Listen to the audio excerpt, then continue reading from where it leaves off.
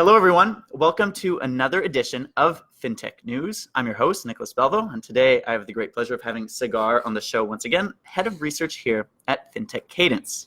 Today, we have a lot of news revolving financing rounds. In fact, it's 4 fintech startups from around the world that we wanted to speak about today that made headlines in the last 7 days. First and foremost, we'll be chatting about Ethos, which raised $60 million from Google Ventures in its Series C, third round in 14 months, actually. Lending Point, which gets $250 million in a line of credit. Money Dashboard, which raises £4.6 million via crowdfunding. And Drop, a Canadian startup out of Toronto, which raises $58 million in its Series B. So let's get right into it with Ethos. You want to run us through what Ethos Life does, Sagar? They simplify life insurance buying. They say that they can provide you a life insurance quote within 10 minutes, which is completely opposite of the US or even the Canadian. I haven't bought life insurance here, so I'm not really acquainted with the nitty-gritty, but it is complicated everywhere around the world. So a person goes on the website, puts in information, and the AI system within Ethos Life, does the job and provides you with the quote and insurance. Because generally what you need to do is go and do a medical test, exactly, probably send blood samples, just a full-on physical. Mm-hmm. But now, by using big data, they're able to see the chances that you'll... Right, yeah. It depends on the consumer, and it relies on the fact that the consumer will provide accurate information. They won't lie, and I'm pretty sure they have safeguards around that. So based on the information that the user inputs, they're able to calculate your longevity and provide you with life insurance. So they don't only give you life insurance, they tell you how long you're going to live. I don't know if they do that. That's another startup. On to Lending Point. So Lending Point offers personal loans in the United States. Mm-hmm. What are they about? They're capturing a niche market for people who have an average score.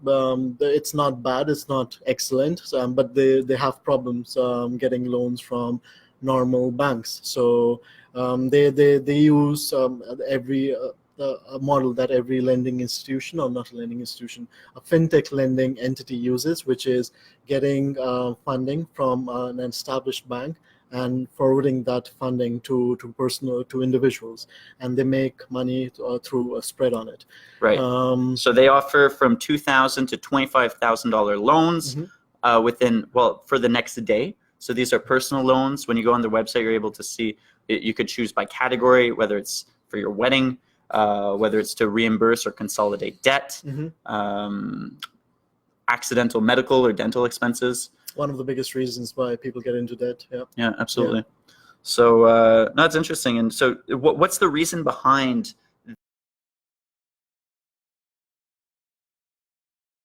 just for expansion? But the interesting part is that they have this thing called establish the terms of your line of credit beforehand, and then you can extend it later on. So they have the accordion feature of extending the line of credit to 500 million down the line if they grow exponentially.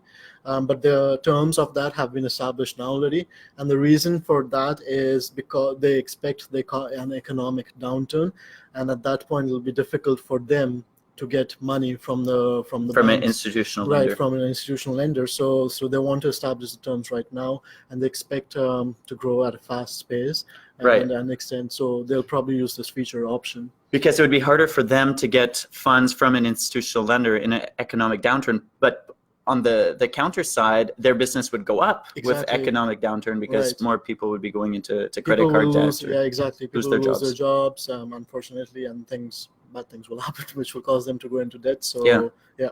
Okay, interesting.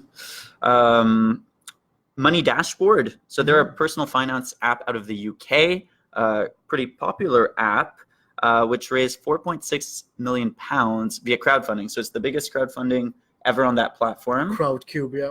With the maximum number of funders as well, 3,300 funders. It's really impressive, £4.6 million, which is almost 8 million Canadian. 8 million Canadian, which is really, it's a huge amount. Given that it's crowdfunding. Exactly, yeah. and they have close to 200,000 users for their app, which is really impressive as well for a B2C startup, especially in personal finance management, which is a really crowded niche, and everyone wants to do personal finance management. But the interesting part is their business model, as we were discussing before, is how do they make money, and they anonymize user information and produce reports out of that information or data and then sell it. So that's their business model. So it's a B2B business model, but it's a B2B, B2B, B2C, right. Their users are the consumers, but they make money from the businesses. Correct. Cool. And then back to here to Canada with Drop, which is a customer loyalty rewards startup out of Toronto. You want to let us know what they do? We tried the app. It was kind of confusing, and we didn't really understand what it did. So you have to connect your bank account, and you have to choose a rewards program, which can be Uber, Shoppers Drug Mart, or where you would spend your rewards, essentially. Where you would spend your rewards and also make purchases. Okay, you have to pre-choose where you're going to purchase from. You can add the options as in when you buy stuff, but so you can do both. But the interesting part is, why does a startup like that raise so much money? It's especially rewards. In Canada, right? Yeah, the market they estimated is 200 billion for rewards by 2020, which is sizable, big, but it's not huge. Right. So why did they raise so much money? And they mentioned that it's because they want to get into the data play. So they have information from a bank account, they have information from all the purchases and your shopping habits. And they're using the Plaid API. They're using the Plaid API. They already implemented the AI system to understand consumer preferences that was used by Canopy Labs in the cannabis industry.